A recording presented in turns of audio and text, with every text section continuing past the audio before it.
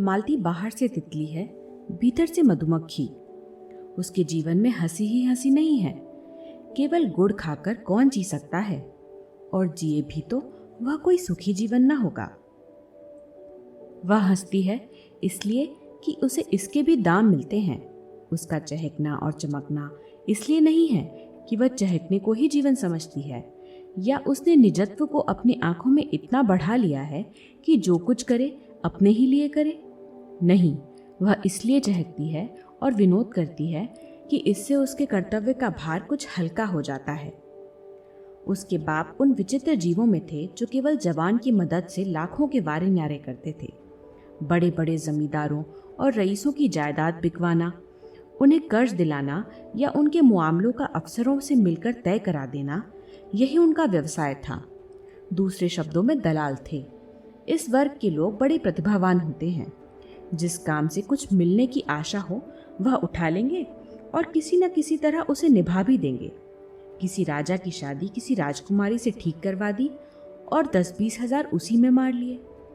यही दलाल जब छोटे छोटे सौदे करते हैं तो टाउट कहे जाते हैं और हम उनसे घृणा करते हैं। बड़े बड़े काम करके वही टाउट राजाओं के साथ शिकार खेलता है और गवर्नरों की मेज पर चाय पीता है। मिस्टर कॉल उन्हीं भाग्यवानों में से थे। उनके 3 लड़कियां ही लड़कियां थीं। उनका विचार था कि तीनों को इंग्लैंड भेजकर शिक्षा के शिखर पर पहुंचा दें। अन्य बहुत से बड़े आदमियों की तरह उनका भी ख्याल था कि इंग्लैंड में शिक्षा पाकर आदमी कुछ और ही हो जाता है।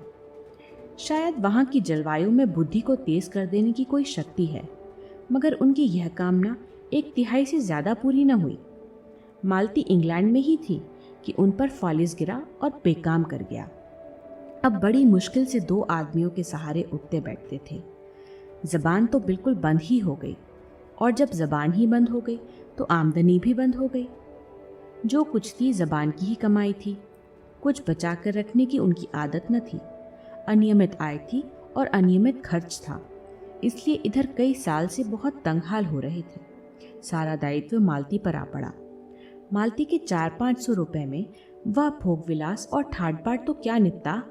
हाँ, इतना था कि दोनों लड़कियों की शिक्षा होती जाती थी और भले मानसों की तरह जिंदगी बसर होती थी। मालती सुबह से पहर रात तक दौड़ती रहती थी। चाहती थी कि पिता सात्विकता के साथ रहें, लेकिन पिताजी को शराब कबाब का ऐसा चस्का पड़ा था कि किसी तरह गला ना छूटता था। कहीं से कुछ न मिलता तो एक महाजन से अपने बंगले पर प्रोनोट लिखकर 1000-2000 ले लेते थे। महाजन उनका पुराना मित्र था, जिनसे उनकी बदौलत लेन देन में लाखों कमाए थे, और मुरव्वत के मारे कुछ बोलता ना था। उसके 25,000 चढ़ चुके थे और जब चाहता कुर्की करा सकता था, मगर मित्रता की लाज निभाता जाता था। आत्मसेवियों में जो निर्लज्जता आ जाती है वह कॉल में भी थी। तकाजे हुआ करें, उन्हें परवाह न थी। मालती उनके अपव्यय पर झुंझलाती रहती थी, लेकिन उसकी माता जो साक्षात देवी थी और इस युग में भी पति की सेवा को नारी जीवन का मुख्य हेतु समझती थी, उसे समझाती रहती थी। इसलिए गृह युद्ध न होने पाता था। संध्या हो गई थी। हवा में अभी तक गर्मी थी। आकाश में धुंध छाया हुआ था। मालती और उसकी दोनों बहनें बंगले के सामने घास पर बैठी हुई थी। पानी न पाने के कारण वहां की धूप जल गई थी और भीतर की मिट्टी निकल आई थी। मालती ने पूछा, माली क्या बिल्कुल पानी नहीं देता? मझली बहन सरोज ने कहा, पड़ा पड़ा सोया रहता है सुअर, जब कहो तो 20 बहाने निकालने लगता है। सरोज बीए में पढ़ती थी। दुबली सी, लंबी, पीली, रूखी, कटु। उसे किसी की कोई बात पसंद न आती थी। हमेशा ऐब निकालती रहती थी। डॉक्टरों की सलाह थी कि वह कोई परिश्रम न करे और पहाड़ पर रहे, लेकिन घर की स्थिति ऐसी न थी कि उसे पहाड़ पर भेजा जा सकता। सबसे छोटी वरदा को सरोज से इसलिए द्वेष था कि सारा घर सरोज को हाथों हाथ लिए रहता था। वह चाहती थी जिस बीमारी में इतना स्वाद है वह उसे ही क्यों नहीं हो जाती। गोरी सी, गर्वशील, स्वस्थ, चंचल आंखों वाली बालिका थी, जिसके मुख पर प्रतिभा की झलक थी। सरोज के सिवा उसे सारे संसार से सहानुभूति थी। सरोज के कथन का विरोध करना उसका स्वभाव था। बोली, दिन भर दादाजी बाजार भेजते रहते हैं, फुर्सत ही कहाँ पाता है। मरने की छुट्टी तो मिलती नहीं, पड़ा पड़ा सोएगा। सरोज ने डांटा, दादाजी उसे कब बाजार भेजते हैं री, झूठी कहीं की? रोज भेजते हैं, रोज। अभी तो आज ही भेजा था, कहो तो बुलाकर पूछवा दूं। पूछवाएगी? बुलाऊं? मालती डरी, दोनों गुथ जाएंगी तो बैठना मुश्किल कर देंगी। बात बदल कर बोली, अच्छा खैर होगा, आज डॉक्टर मेहता का तुम्हारे यहाँ भाषण हुआ था सरोज? सरोज ने नाक सिकोड़कर कहा, हाँ हुआ तो था, लेकिन किसी ने पसंद नहीं किया। आप फरमाने लगे, संसार में स्त्रियों का क्षेत्र पुरुषों से बिल्कुल अलग है।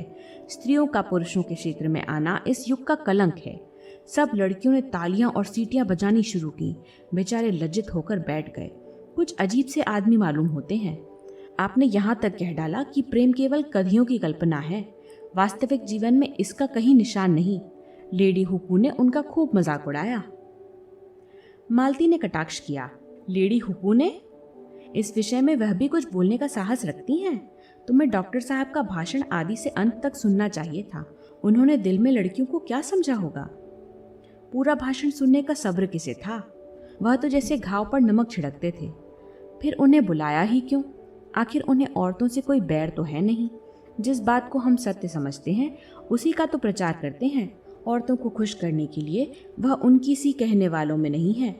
और फिर अभी यह कौन जानता है कि स्त्रियां जिस रास्ते पर चलना चाहती हैं वही सत्य है। बहुत संभव है आगे चलकर हमें अपनी धारणा बदलनी पड़े। उसने फ्रांस, जर्मनी और इटली की महिलाओं के जीवन आदर्श बतलाए और कहा, शीघ्र ही विमेंस लीग की ओर से मेहता का भाषण होने वाला है। सरोज को कौतूहल हुआ, मगर आप भी तो कहती हैं कि स्त्रियों और पुरुषों के अधिकार समान होने चाहिए।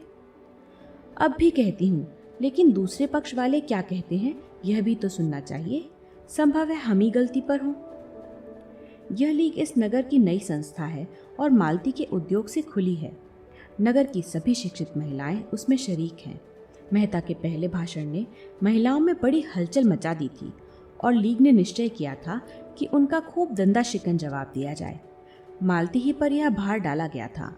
मालती कई दिन तक अपने पक्ष के समर्थन में युक्तियां और प्रमाण खोजती रही और भी कई देवियां अपने भाषण लिख रही थीं। उस दिन जब मेहता शाम को लीग के हाल में पहुंचे तो जान पड़ता था हाल फट जाएगा। उन्हें गर्व हुआ। उनका भाषण सुनने के लिए इतना उत्साह, और वह उत्साह केवल मुख पर और आंखों में न था। आज सभी देवियां सोने और रेशम से लदी हुई थीं, मानो किसी बारात में आई हों।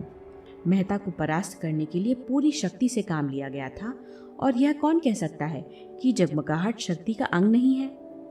मालती ने तो आज के लिए नए फैशन की साड़ी निकाली थी, नए काट के जंपर बनवाए थे और रंग रोगन और फूलों से खूब सजी हुई थी, मानो उसका विवाह हो रहा हो। विमेंस लीग में इतना समारोह और कभी ना हुआ था।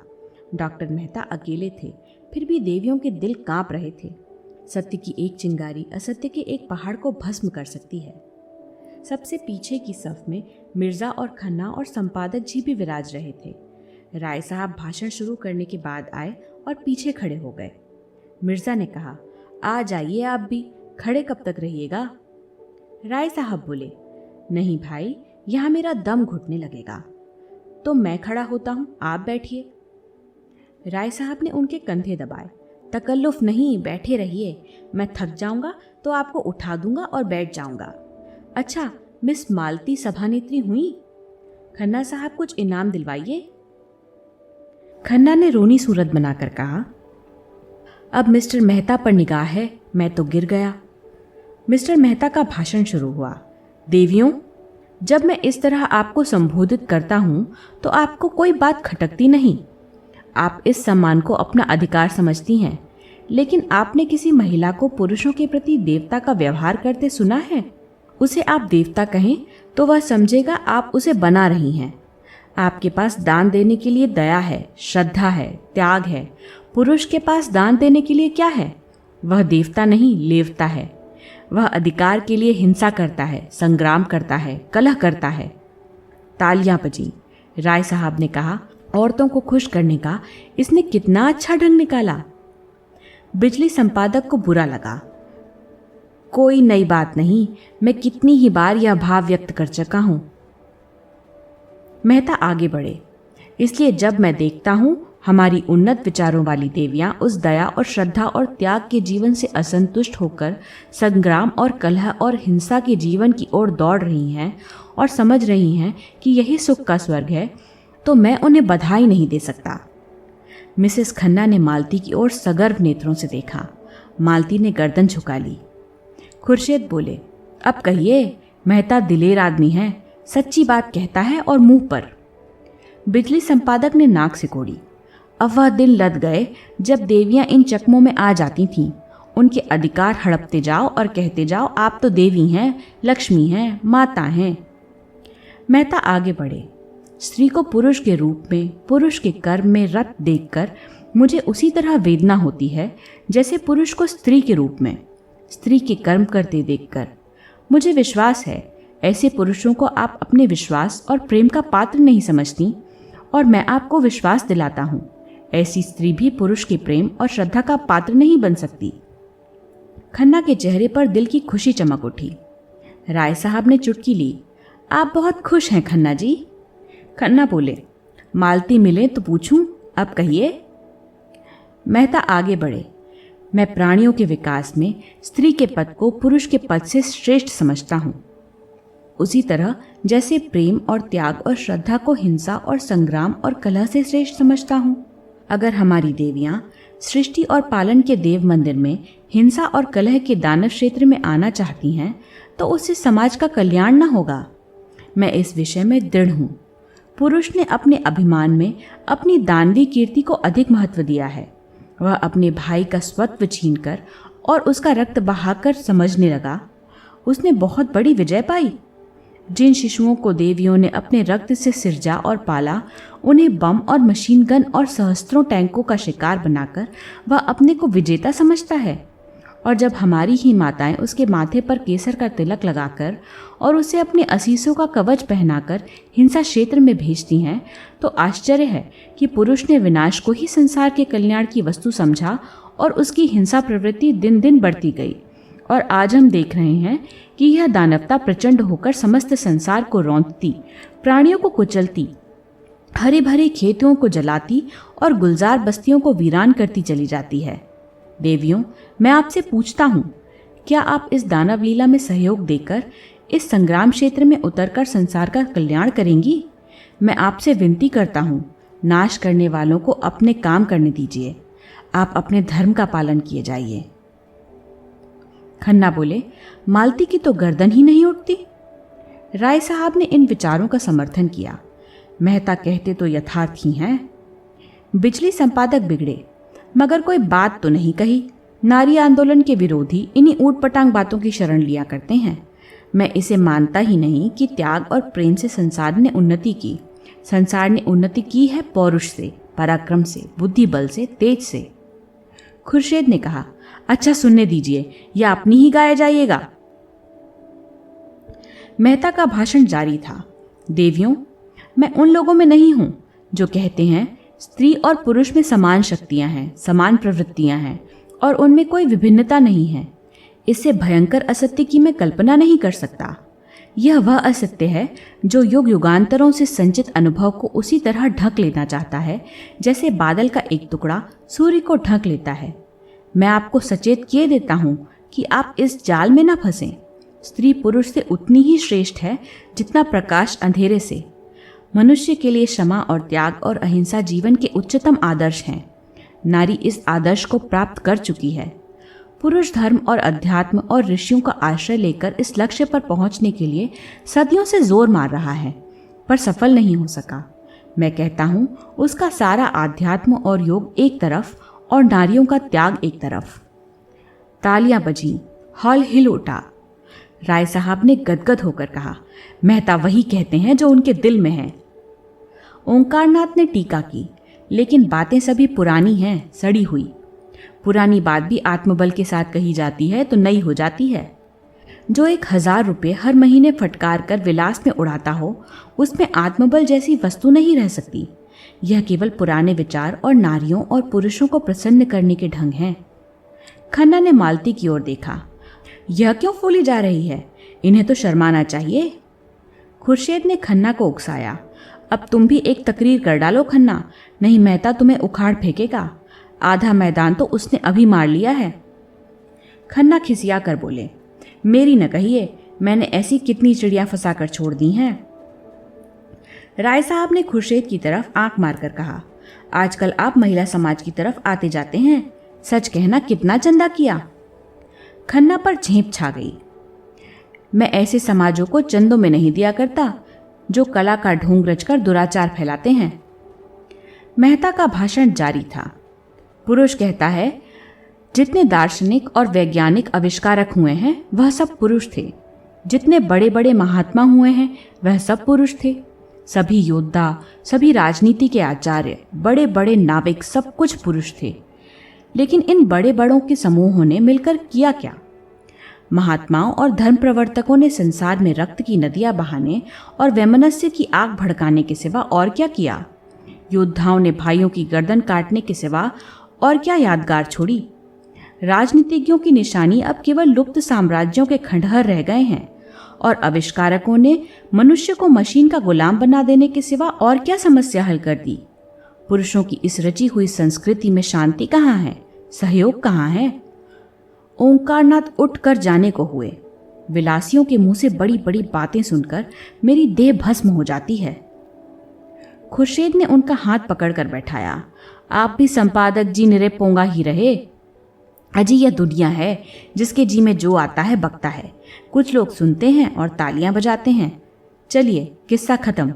ऐसे ऐसे बेशुमार महते आएंगे और चले जाएंगे और दुनिया अपनी रफ्तार से चलती रहेगी।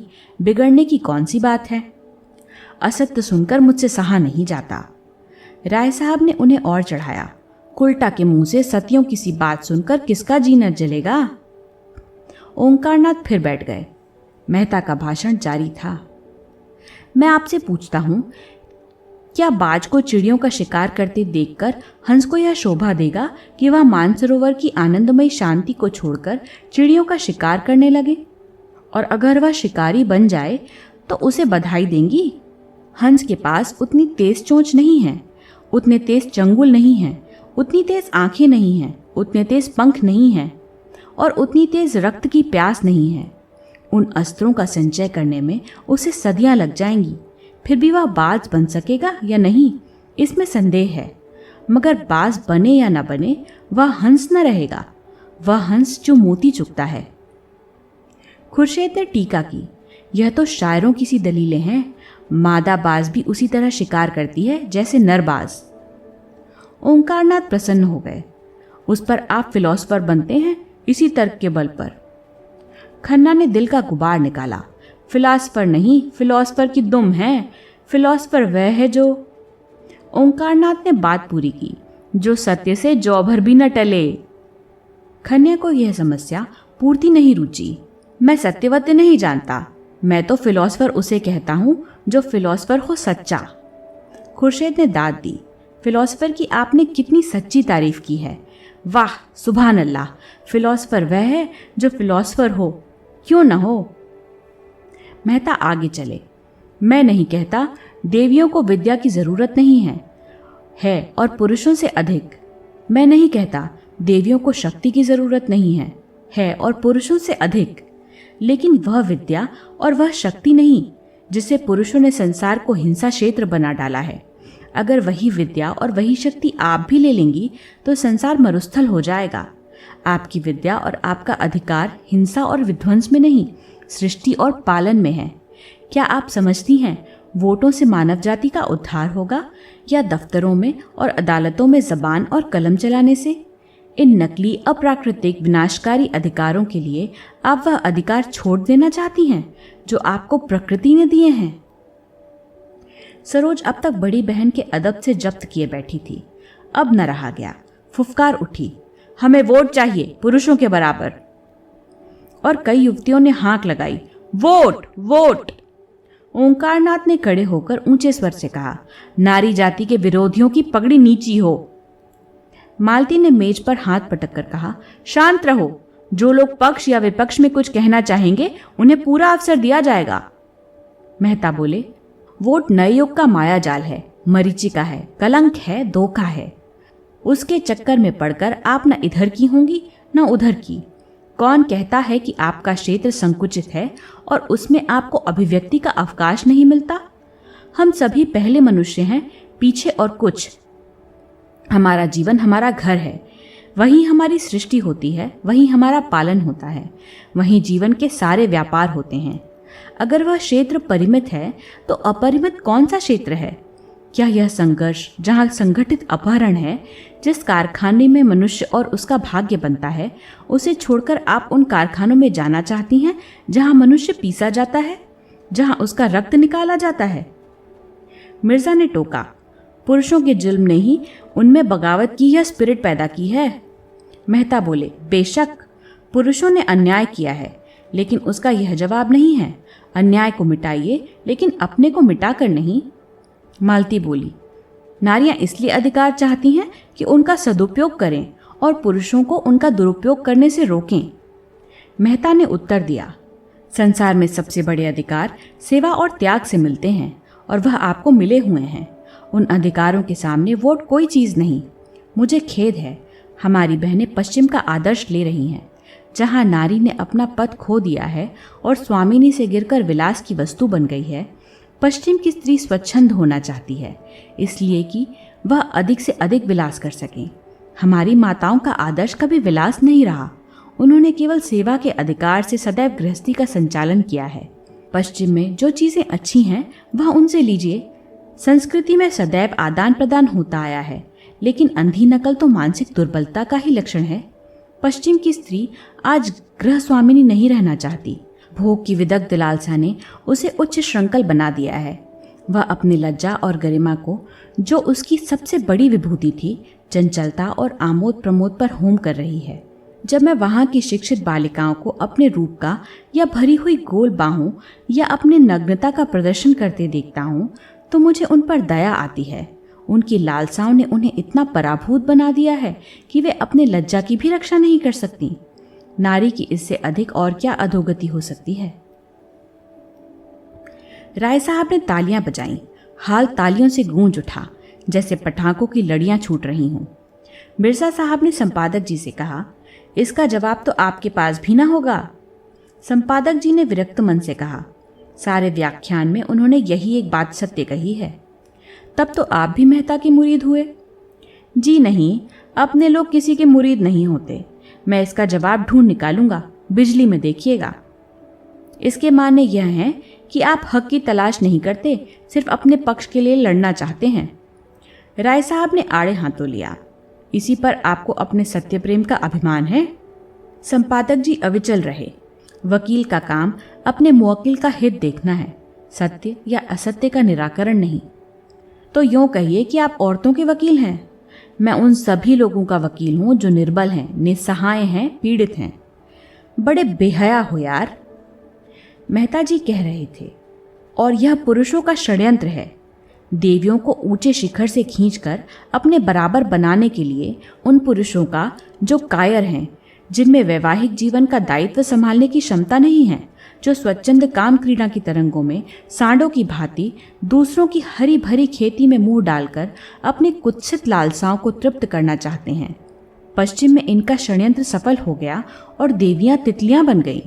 मुझे यह कहते हुए शर्म आती है कि इस त्याग और तपस्या की भूमि भारत में भी कुछ वही हवा चलने लगी है। विशेषकर हमारी शिक्षित बहनों पर वह जादू बड़ी तेजी से चढ़ रहा है। वह गृहिणी का आदर्श त्याग कर तितलियों का रंग पकड़ रही हैं। सरोज उत्तेजित होकर बोली, हम पुरुषों से सलाह नहीं मांगती। अगर वह अपने बारे में स्वतंत्र हैं तो स्त्रियां भी अपने विषय में स्वतंत्र हैं। युवतियां अब विवाह को पेशा नहीं बनाना चाहती, वह केवल प्रेम के आधार पर विवाह करेंगी। जोर से तालियां बजीं, विशेषकर अगली पंक्तियों में जहां महिलाएं थीं। मेहता ने जवाब दिया, जिसे तुम प्रेम कहती हो वह धोखा है, उद्दीप्त लालसा का रूप। उसी तरह जैसे सन्यास केवल भीख मांगने का संस्कृत रूप है, वह प्रेम अगर वैवाहिक जीवन में कम है तो मुक्त विलास में बिल्कुल नहीं है। सच्चा आनंद, सच्ची शांति केवल सेवा व्रत में है। वही अधिकार का स्रोत है, वही शक्ति का उद्गम है। सेवा ही वह सीमेंट है जो दंपति को जीवन पर्यंत स्नेह और साहचर्य में जोड़े रख सकता है। जिस पर बड़े बड़े आघातों का भी कोई असर नहीं होता। जहाँ सेवा का अभाव है वही विवाह विच्छेद है, परित्याग है, अविश्वास है। और आपके ऊपर पुरुष जीवन की नौका का कर्णधार होने के कारण जिम्मेदारी ज्यादा है। आप चाहें तो नौका को आंधी और तूफानों में पार लगा सकती हैं, और आपने असावधानी की तो नौका डूब जाएगी और उसके साथ आप भी डूब जाएंगी। भाषण समाप्त हो गया। विषय विवादग्रस्त था और कई महिलाओं ने जवाब देने की अनुमति मांगी, मगर देर बहुत हो गई थी, इसलिए मालती ने मेहता को धन्यवाद देकर सभा भंग कर दी। हाँ, यह सूचना दे दी गई कि अगले रविवार को इसी विषय पर कई देवियां अपने विचार प्रकट करेंगी। राय साहब ने मेहता को बधाई थी। आपने मेरे मन की बातें कही मिस्टर मेहता, मैं आपके एक एक शब्द से सहमत हूँ। मालती हंसी। आप क्यों न बधाई देंगे, चोर चोर मौसेरे भाई जो होते हैं। मगर यहाँ सारा उपदेश गरीब नारियों ही के सर क्यों थोपा जाता है? उन्हीं के सिर क्यों आदर्श और मर्यादा और त्याग सब कुछ पालन करने का भार पटका जाता है? मेहता बोले, इसलिए कि वह बात समझती हैं। खन्ना ने मालती की ओर अपनी बड़ी बड़ी आंखों से देखकर मानो उसके मन की बात समझने की चेष्टा करते हुए कहा, डॉक्टर साहब के यह विचार मुझे तो कोई 100 साल पिछड़े हुए मालूम होते हैं। मालती ने कटु होकर पूछा, कौन से विचार? यही सेवा और कर्तव्य आदि। तो आपको ये विचार 100 साल पिछड़े हुए मालूम होते हैं? तो कृपा करके अपने ताज़े विचार बतलाइए। दंपति कैसे सुखी रह सकते हैं, इसका कोई ताज़ा नुस्खा आपके पास है? खन्ना खिसिया गए, बात कही मालती को खुश करने के लिए, और वह तिनक उठी। बोले, यह नुस्खा तो मेहता साहब को मालूम होगा।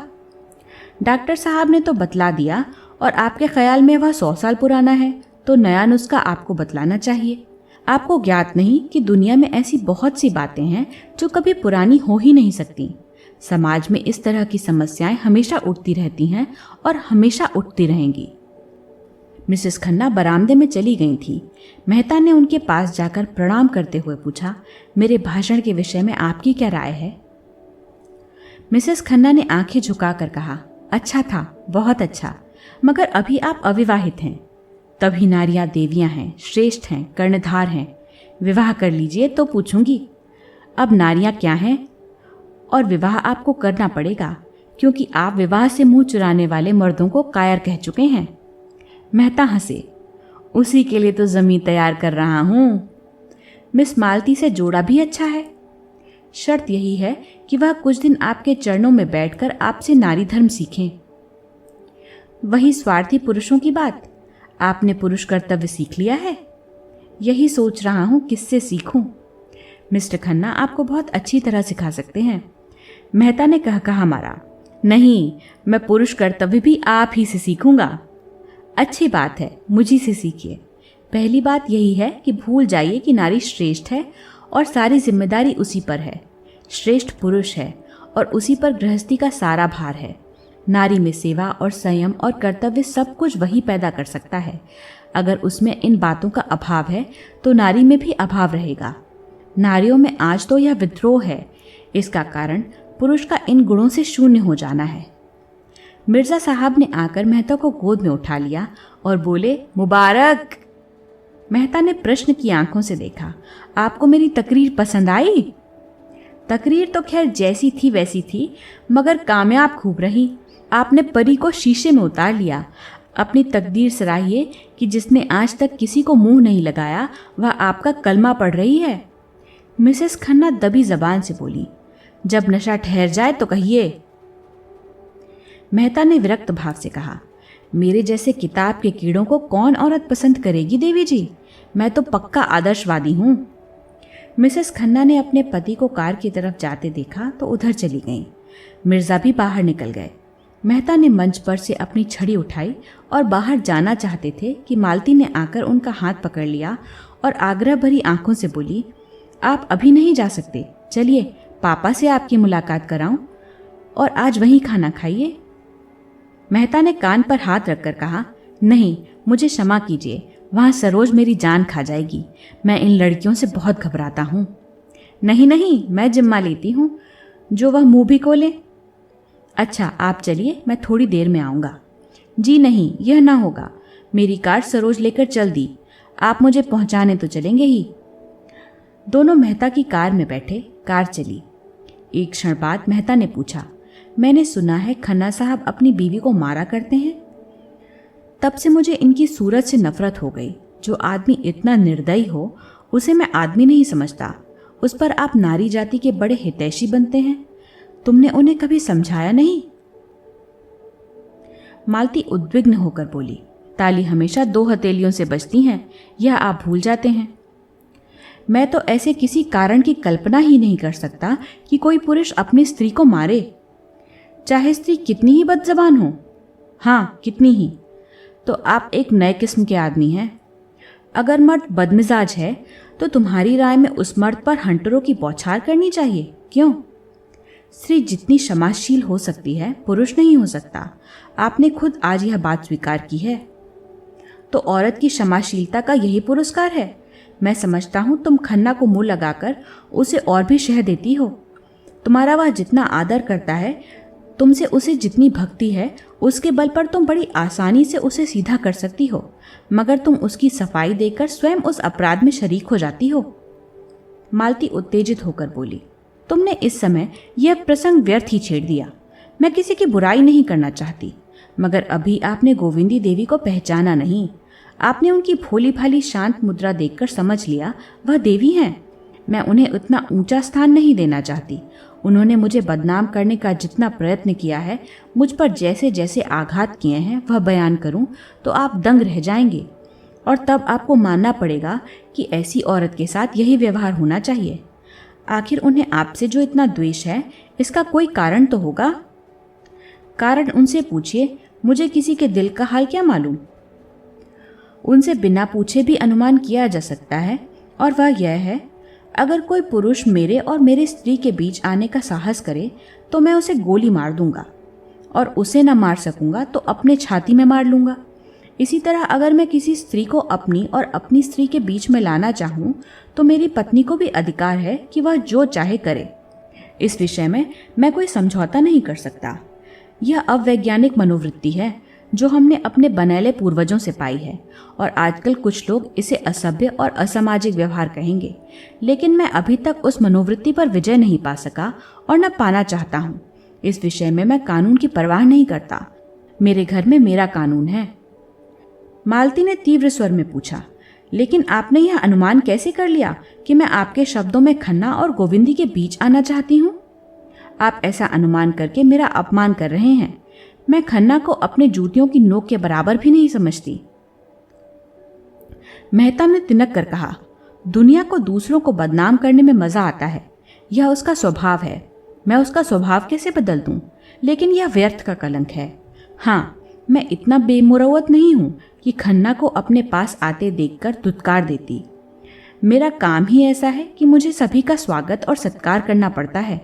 अगर कोई इसका कुछ और अर्थ निकालता है तो वह मालती का गला भर्रा गया और उसने मुंह फेरकर रुमाल से आंसू पोंछे। फिर 1 मिनट बाद बोली, औरों के साथ तो मुझे इसका दुख है। मुझे तुमसे ऐसी आशा न थी। फिर कदाचित उसे अपनी दुर्बलता पर खेद हुआ। वह प्रचंड होकर बोली, आपको मुझ पर आक्षेप करने का कोई अधिकार नहीं है। अगर आप भी उन्हीं मर्दों में हैं जो किसी स्त्री पुरुष को साथ देकर उंगली उठाए बिना नहीं रह सकते, तो शौक से उठाइए। मुझे रत्ती भर परवाह नहीं। अगर कोई स्त्री आपके पास बार बार किसी न किसी बहाने से आए, आपको अपना देवता समझे, हर एक बात में आपसे सलाह ले, आपके चरणों के नीचे आंखें बिछाए, आपको इशारा पाते ही आग में कूदने को तैयार हो, तो मैं दावे से कह सकती हूँ आप उसकी उपेक्षा न करेंगे। अगर आप उसे ठुकरा सकते हैं तो आप मनुष्य नहीं हैं। उसके विरुद्ध आप कितने ही तर्क और प्रमाण लाकर रख दें, लेकिन मैं मानूंगी नहीं। मैं तो कहती हूँ उपेक्षा तो दूर रही, ठुकराने की बात ही क्या। आप उस नारी के चरण धो धो कर पिएंगे, और बहुत दिन गुजरने के पहले वह आपकी हृदयेश्वरी होगी। मैं आपसे हाथ जोड़कर कहती हूँ, मेरे सामने खन्ना का कभी नाम न लीजिएगा। मेहता ने इस ज्वाला में मानो हाथ सेकते हुए कहा, शर्त यही है कि मैं खन्ना को आपके साथ न देखूं। मैं मानवता की हत्या नहीं कर सकती। वह आएंगे तो मैं उन्हें दुरदुराऊंगी नहीं। उनसे कहिए अपनी स्त्री के साथ सज्जनता से पेश आएं। मैं किसी के निजी मामले में दखल देना उचित नहीं समझती, न मुझे उसका अधिकार है। तो आप किसी की ज़बान नहीं बंद कर सकती? मालती का बंगला आ गया। कार रुक गई। मालती उतर पड़ी और बिना हाथ मिलाए चली गई। वह यह भी भूल गई कि उसने मेहता को भोजन की दावत दी है। वह एकांत में जाकर खूब रोना चाहती है। गोविंदी ने पहले भी आघात किए हैं, पर आज उसने जो आघात किया है वह बहुत गहरा, बड़ा, चौड़ा और बड़ा मर्मभेदी है।